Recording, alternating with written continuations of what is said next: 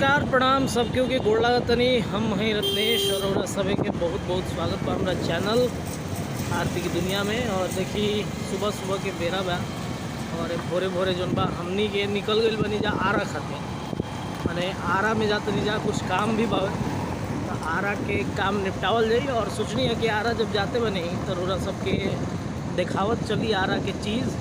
कोशिश करें कि आरा में जो आयरन देवी बाड़ी वो मैया के दरबार में जाए के वजह से आशीर्वाद लेवे के रोरा सब के भी दर्शन कराएगा। तो पटना के बेली रोड से हमने के निकला तनी जा भोरे भोरे के बेरा बावे हमारा साथ एवं पार्टनर बने ये दुमन में हमने के निकलतन से बाइके से निकला तन हमने के तनी लेट हो गई बा। सवेरे ही निकले के प्रोग्राम रहा, बाकी मौसम जब तनी ठंडा रहा तो नींद आ गई। 4 बजे भोर में निकले के प्लान रही, खैर कोनो बात ना। तो चली पटना के 48 मोड़ होते हुए नीचे निकल गई बनी जा। वजह से सीधे हमने के रास्ता जब हम तो देखल नहीं कि भाई बड़े हमारी देखल बड़े ये रास्ता पहले चलिए तो जो रास्ते पर जाए जा जो बाइक से कैसे जाई जा सकेला तो हम देखावत चलेंगे।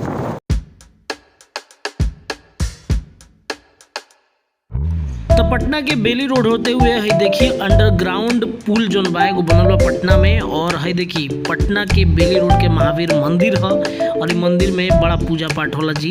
है देखी है हमनी के जोन राजा बाजार के पुलवा बा ऊपर चढ़ गई बनी सन। है देखी सगुना मोड़ के तरफ जोन बा मेट्रो के काम लागल बा, बड़ा जोर शोर से पटना में मेट्रो बनता।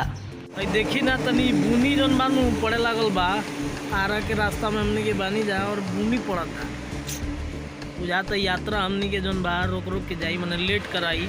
ये दिक्कत बा एगो रुकल बनी जाएगो दुकान बा अथी के कौन सी दुकान है जी पान उन के दुकान वही में बैठल बनी सब नहीं क्या देखिए बारिश जौन बा होता और यही जा देर रुकल बनी जा पनिया तो नहीं टूटल चल जी हमनी के चली जुड़ल रही हमारे साथ।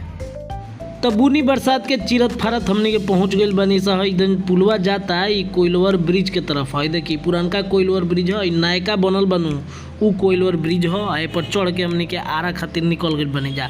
ढेर लंबा रास्ता रहा तो ढेर वीडियो ना बने ना तो डर लोग देखे ना। चलिए आरा में एंट्री करें सर मात्र एजा से आरा बा रूरा 11 किलोमीटर। अब 11 किलोमीटर बाद आरा आ जाए।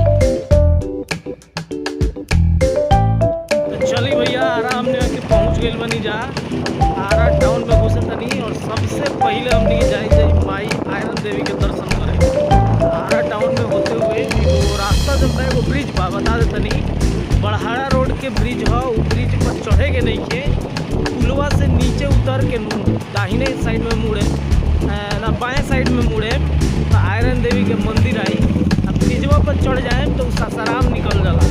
तो ब्रिज पर नहीं के चढ़े के सीधे चढ़ के रूरा बाएँ साइड मुड़ के चला एक बहने। अब हमने के आयरन देवी मंदिर की ओर जात नहीं जा मंदिर में दर्शन हुई उसके बाद आगे की जो प्रक्रिया बा काम काज की वो पूरा कर लीजिए। तो चलिए iron Devi 200 meters slight left on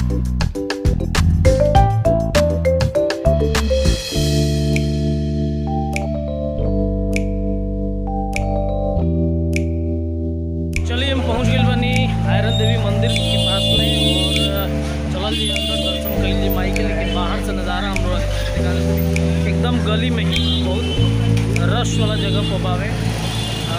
actually में का नाम है अरण्य देवी। और चलिए अंदर दर्शन करावल जी, पहले गोड़ हाथ धो लिया उसके बाद माई के दर्शन कर लीजिए। चलिए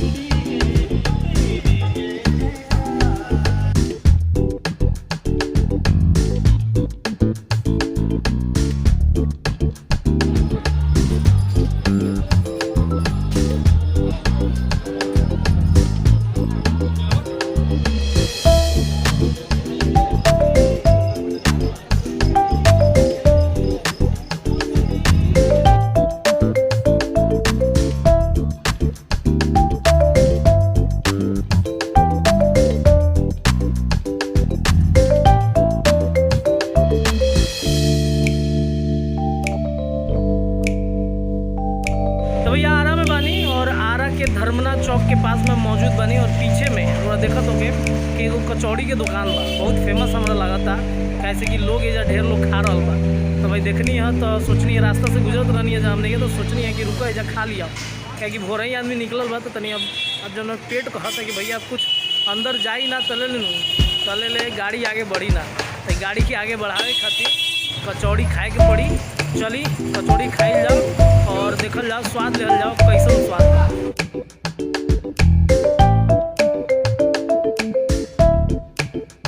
रायता बनल बा और देखिए ना यहाँ के जोन बानू कचौड़ी उचौड़ी बनाए के प्रोग्राम बनाओ तनी, और भाई बहन देखो खींचत रहे आई देखिए पनीर के सब्जी, कचौड़ी और रायता हमने खाई ली, स्वाद लेहल जाई और स्वाद लेके बतावल जी कि कैसन बा।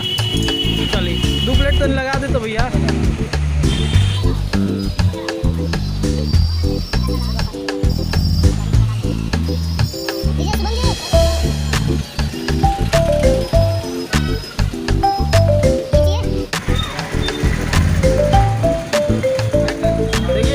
नाश्ता सबसे बढ़िया बात का बनू पनीर जो भाईजा बहुत बड़ा मिलल बा। हमने के जो पनीर खाली है छोटा छोटा टुकड़ा में खाने जा, लेकिन बड़ा पनीर मिलल बा। बड़ा पनीर के का रीजन में मिले कि एकरा बारे में बातचीत सराल टेस्ट कइला कैसन बा।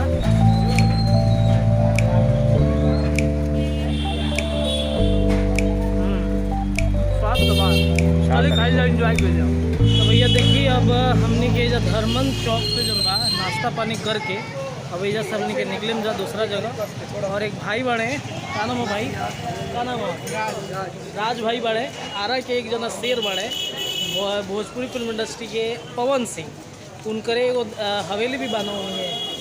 तो चलिए देखा तनी, कोशिश करते नहीं अगर हवेली के वीडियोस बनावे के अलावा होके। तो ये देखिए भोजपुरी के जो सुपरस्टार बने नु पवन सिंह, उनकरे आवास पर हमने के पहुँचल बनी जा आरा घूमत घूमत। ये उनकर हवेली है और पता लग रहा कि 2 दिन पहले वहाँ के आयल रहनी है जा और आके गई बनी। बहरहाल देखिए ये पवन सिंह के जोन बा हवेली बा और बहुत बड़ा बा, आगे के हम देखा तनी।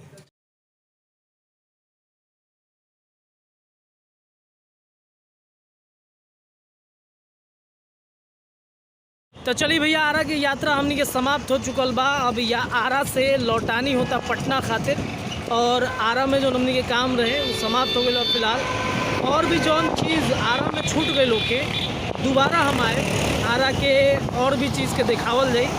फिलहाल जितना देखनी कैसा लगा कमेंट करके बताई, और दोबारा हम कोशिश करम कि आरा पहुँची, और जौन भी जगह छूटल बा अगर उरा आरा से देखत नहीं तो उस चीज़ के कमेंट करके रोरा नीचे बता सकत नहीं हमरा के, हम जब दोबारा आए तो उस चीज़ के रोरा के दिखाए।